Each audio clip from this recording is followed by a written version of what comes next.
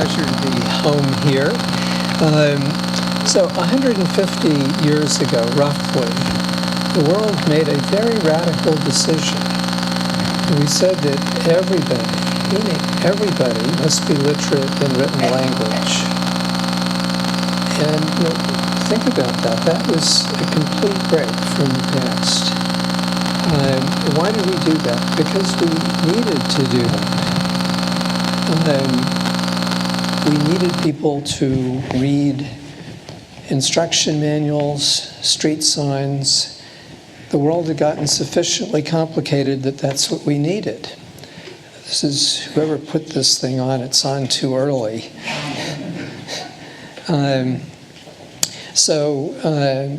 Why was this necessary? So here's some facts. From Rome to 1700, there's no growth in average per capita income, from Augustus onward. From 1700 to now, the rate of change is going up exponentially. That's just a fact. And there's a mirror curve going down.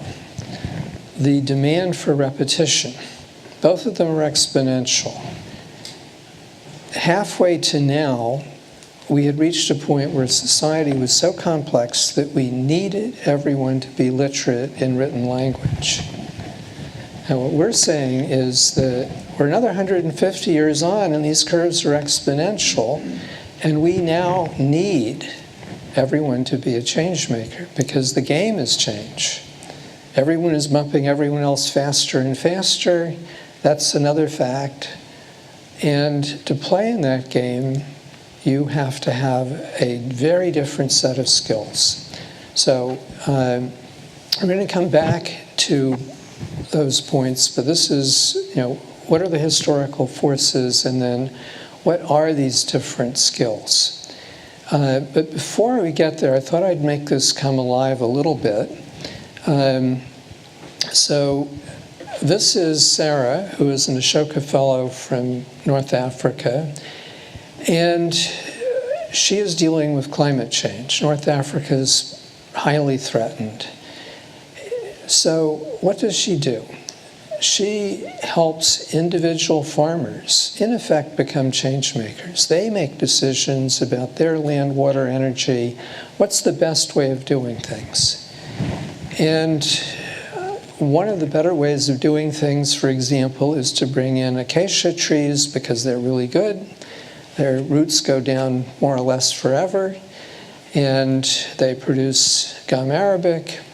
So that and a whole series of other changes, the average farmer's income is up by 60%. She's got a couple of 100,000 acacia trees en route to the 2.9 million she intends for Tunisia, and this is beginning to expand out. Now, how did she get the power to do this? Where did this come from? Well, when she was 11, she saw that the 12 and 13-year-old girls in her village were stopping going to school because they thought it was too unsafe to walk that distance. And she said, what about a bus? And a couple of years later, the bus was there. And her folks didn't take over, but they encouraged her. And at 15, she became an Ashoka Youth Venturer and started on the journey she's on now. So this is an example of what an Ashoka Fellow is. It's what we mean by getting your power in your teens. This is actually the norm. There's a reason for me showing this to you. The average Ashoka Fellow has changed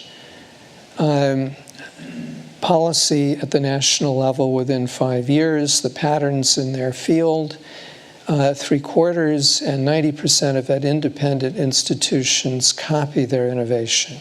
So Sarah is part of 3,700 colleagues, one of them sitting right here. This is a very powerful community.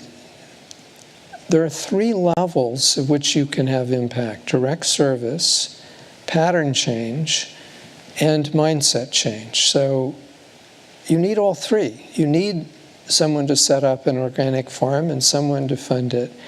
but you also need the entrepreneurs who bring the fundamental pattern change and mindset change. So we'll come back to these themes again, but the pattern that you're seeing with Sarah has been at work for some time. And so here's another story. This is Robin Chase, who is the founder of Zipcar, and you can see her in a Zipcar. And you can also see her as a freshman in college, sitting on the floor with a bunch of T-shirts, Cogito Ergo Sum. So she founded the Philosophy Club and got 1/10 of the student body to be paid up members and 1 out of 8 to buy those T-shirts. So this is Drew Billamoria, who's an Ashoka Fellow from Bombay. And when she was 12, she got the servants in her area trained in financial literacy, opening up financial, banking accounts. At 15, her mother was a social worker working in the Parsi community. And what she was seeing, what Drew was seeing in the schools was that half of kids were dropping out because of math and English. Mom, you're not working on the right problem. And so her mom, who gets a lot of credit here, said, well, let me take you over to the Tata Institute and we'll introduce you to some of the faculty. And so Drew goes over at 15 to talk to the faculty. And they say to her, several of them, you should go and talk to this person, Gloria, over here. She's got this new approach to education. Well, Gloria just happens to have been one of the first Ashoka Fellows and has this very radically different approach to education where kids are in charge, et cetera, et cetera. So Drew goes over, they form an alliance. Drew is convinced this is the right thing to do. And her mom says, no, you've got to go and talk to the head of the Parsi community, not me, and she does. Anyway, so it's not a big surprise that a decade or so later, she sets up Childline. Okay, so street kids have a crisis. There's no way of connecting with the service. So what if you had a free hotline? And would have a hotline staffed by street kids who are trained, who will be sympathetic. Well, if a police person mistreats a street kid, a phone call brings trouble, like right away. The pattern changes. Okay, so 5 years later, she's over 100 countries, then 160 countries. A little bit later, she sets up another organization for all kids, financial literacy and power. And that is over 160 countries. Now, I gave you many stories like this, but already, we're not making this up. This is a fundamental pattern. So over 80% of the Ashoka Fellows started something in their teens. And we went to LinkedIn recently and found 360 out of the 440 million stories where people said they had started something in their teens. Now, a lot of that wasn't what we're talking about. It was the Scoutmaster's idea. Okay, but even given that, you compare that group with the overall group, and they're 4 times as likely to be a C-level leader, 4 times as likely to be an entrepreneur, 5 times as likely to be a founder.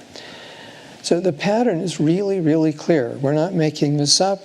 This has been going on for some time. The difference is that 300 years on in these curves, we're at a point that everybody needs this, just as much as we 150 years ago said that everyone needs to be literate in written language. Now we're saying, fact, description, if you don't have the skills to be a change maker, you're going to be marginalized. You can't play in this game. I'm going to come back to both these themes, but let me go a little bit deeper into the change in the strategic environment, and then more deeply into what's required. So the old model was You give people a skill, and then they repeat it for life in workplaces with walls that keep you doing that, whether you're a barber or a banker. And that was very efficient as long as things didn't change very much. But you know those curves? Well, this doesn't work anymore. It is absolutely dysfunctional. The idea that you're going to solve the unemployment problem in Africa by giving kids a skill, like it's a parody. It's so dysfunctional. That doesn't work anymore. So let's just see what we've got. And again, I'm describing reality. Everyone is moving, whether you like it or not. You're being bumped by the people around you, and you're bumping them. And the same is true for organizations and systems, and it's faster and faster and broader and broader. We are becoming, people as a whole, like the human brain. We're all connected to one another. We're all influenced by all the other pieces. And every time there's a new value-creating opportunity, you create a new team of teams.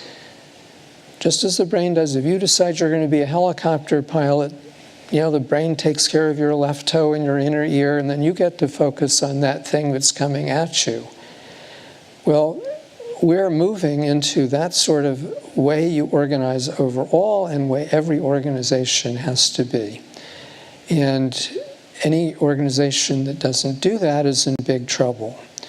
So once, this could be a religion, it could be a company, and once you recognize that's your new strategic environment, you've got to do 4 things. You've got to hire for changemakers. Somehow you've got to take your existing workforce and help them become changemakers. That's a big challenge. You've got to organize in this team of teams way, and you got to see what the new strategy is and use that strategy. Again, this is not something that you have a lot of choice about.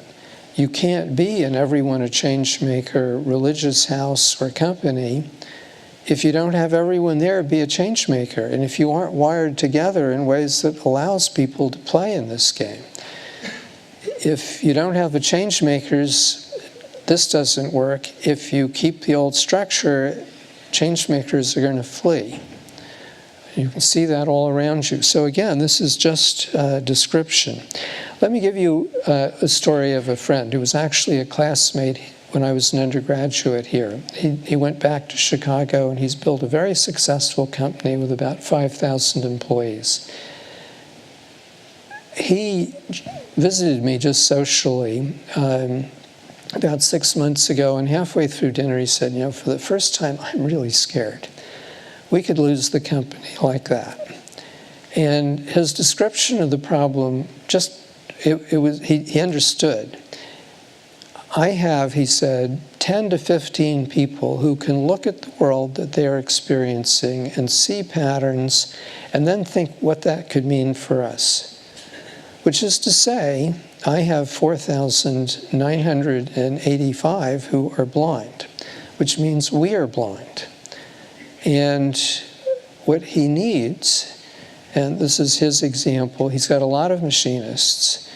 He needs machinist B.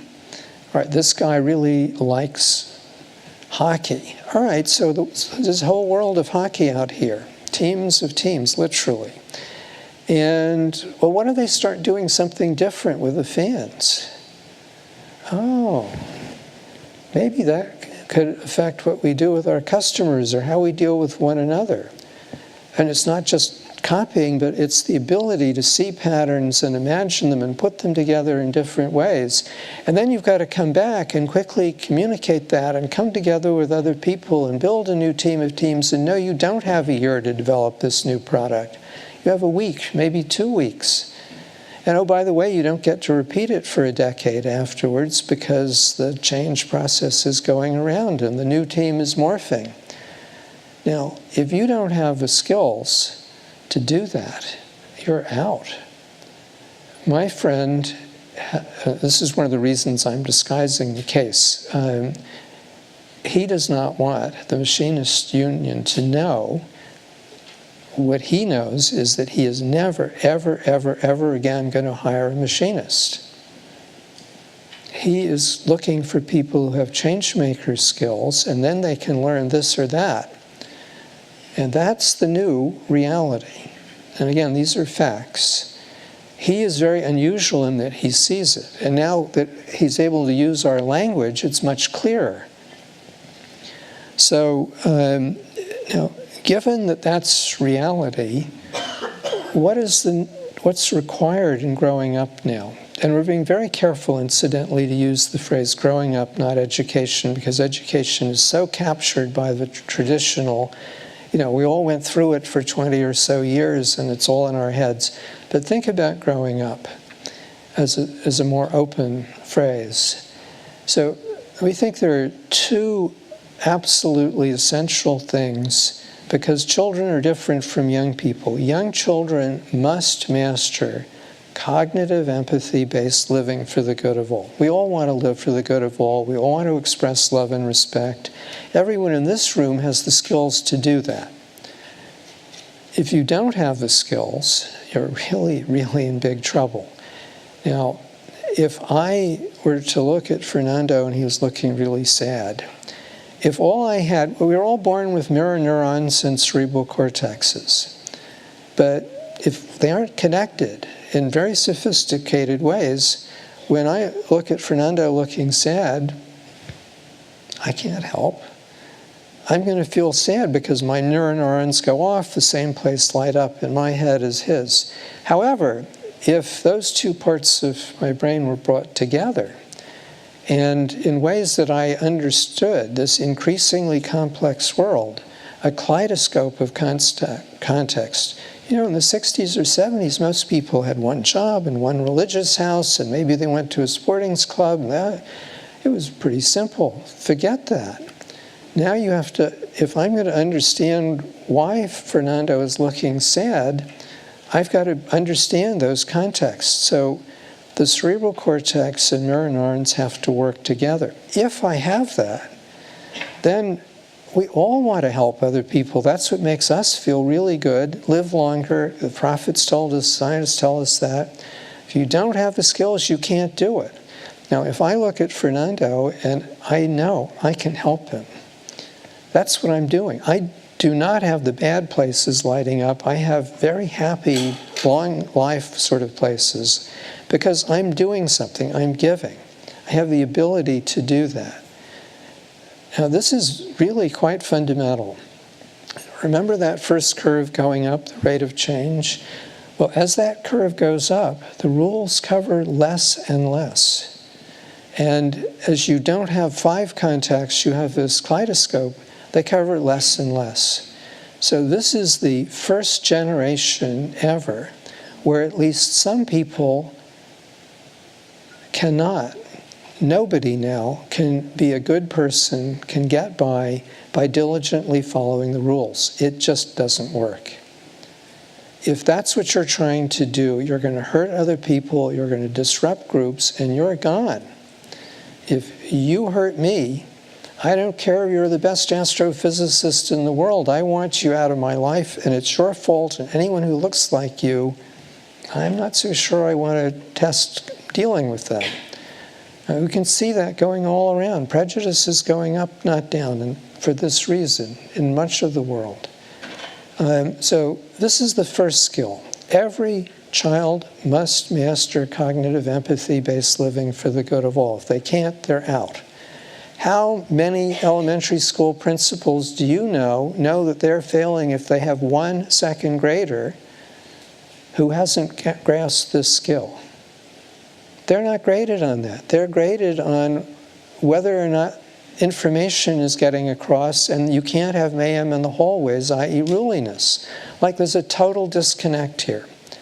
This is why it's like the moment when we said there is a need for everyone to be literate. Now we're saying there's an absolute essential need for everyone to have these skills. Right, the second set of skills, the brain rewires and you get a young person, confirmation, bar mitzvahs, the sacred thread ceremony. we used to recognize that was pretty important. Well, young people are totally capable of being change makers, and they need to do that. The only way you can be a change maker is to be it.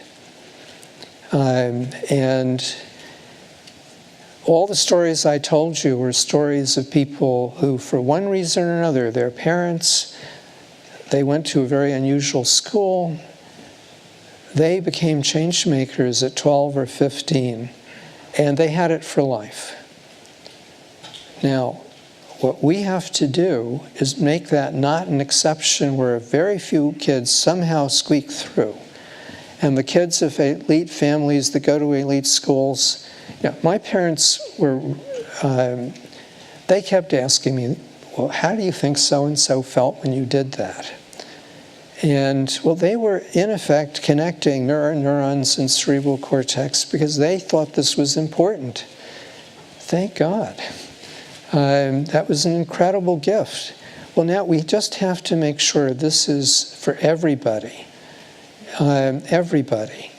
One of the things that's going on all across the world is we have hundreds of millions of people who are falling off the edge of human society because they don't see the new game. They have no idea what they need to do to play in the game, and they correctly feel that they're being pushed off, and there isn't much future for the kids. So those guys working for my friend, they are probably the sons of machinists, but their sons aren't going to be. And they sort of know that, but what is going to come next? Well, this is pretty scary. For people in this room, it's just hard to imagine what this is like. It's terrible. And it gets worse every year as the rate of change goes up. It's just that's reality. So getting across, this is the new game, and every child, every young person must be a change maker, is totally critical. So measures are very important. And then we think there are two critical measures, and these are measures of framework change. The measures I showed you earlier were measures of pattern change. So the most critical measure is what proportion of 12-year-olds or 17-year-olds know, mindset, verb, that they're a change maker. And you can't know if you haven't done it. You can't know if you don't have the skills, haven't started building the skills. That's very fundamental. The second is what proportion of the stakeholders in a school or a youth program or a workplace that has a lot of young people knows that they have a successful or failing program, depending on whether or not it's an everyone a change maker culture. Whether it is the norm for everyone to be a change maker, for the whole culture to be like what the world is becoming, completely unlike the traditional school. So let me share with you a story of a 12-year-old, now probably 13 or 14, from not far from here, Shirley, Mass. Shirley is not an elite place. It is somewhat depressed, actually. So Ashoka has opportunities for young people who've had a dream, built a team, come together. So we had about 350 of these very powerful young people at Georgetown's Mount Vernon campus. I go over, sit down at lunch, 6-person table. This very tiny young woman comes down and sits to my right. She introduces herself and very quickly says, I'm 12, because she's sick of people thinking she's 8. And so I ask her the obvious question, well, what's your venture? Well, my brother is autistic, and all through school, I would cry when he was mistreated. But now we fixed that. Well, how did you do that? Well, we get together whenever we see a special student not being treated well, and we figure out what to do, and then we go and do it, and we're very persistent. Now, that's 90% her words. That was her gesture.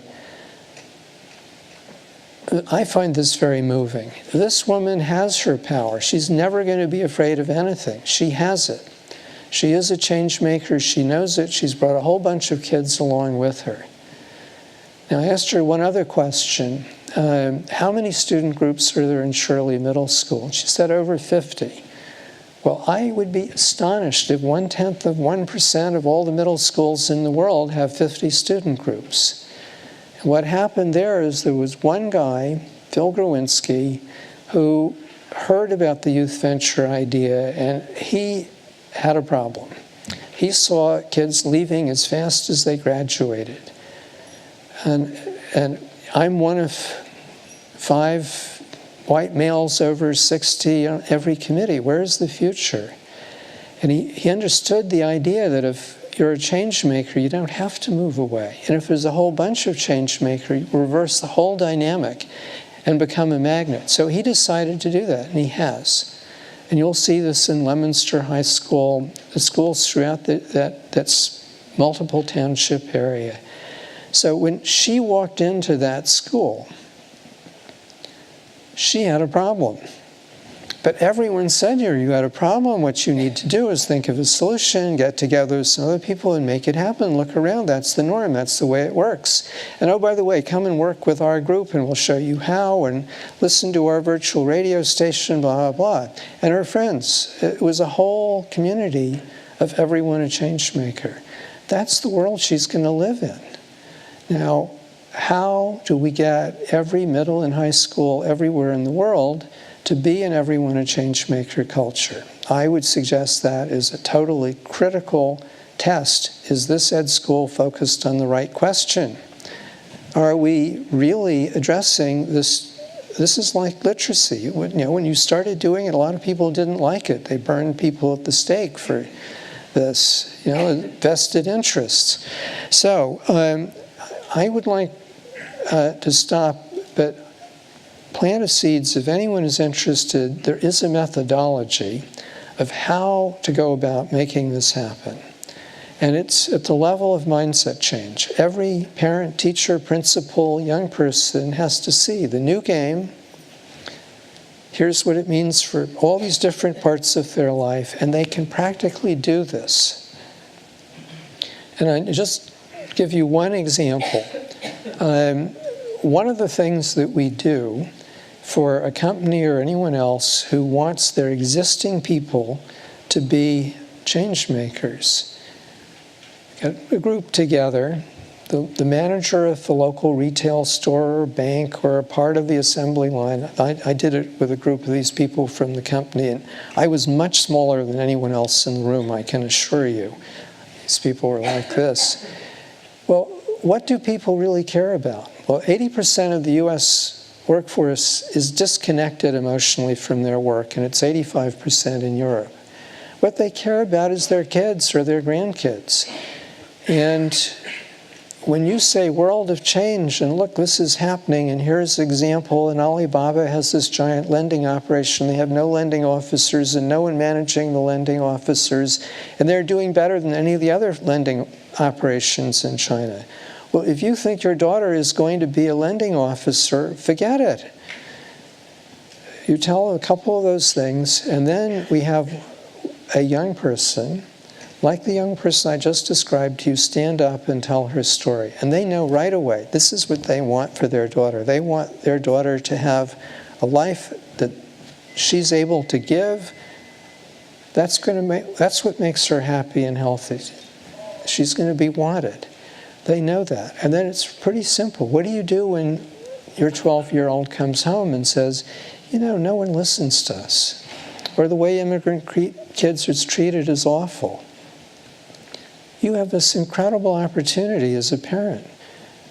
I'm really proud of you for seeing that problem. What do you think you can do about it?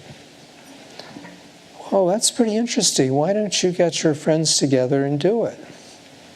You can do this. And this is why it's important. This is the key. The school may not understand it, but this is really the key. Now, she probably won't do it right away. But the next time she comes, she's going to be a little bit more ready to come with a problem. And maybe it's the third or fourth time. When she does, you've got one big thing you got to do. Don't take over. Don't let anyone else take over. If you do that, now she becomes a change maker if she becomes a change maker, you've become one. And you want the other kids in your family to become one. And the company suddenly has 10% of its employees who are change makers. And they can lead the process of helping others and taking it out to the community. And this is the beginning of the process of how you turn any organization into an everyone a change maker culture. So just a taste. There's so many powerful ways of doing this. And I hope you all will give yourself permission. If you care about a young person, you can help that young person be a change maker. If you have influence on this ed school, for God's sakes, help it focus on this challenge. If you're influential in a church or you know someone who's a writer, you can help in this framework change moment. So thank you. Thank you.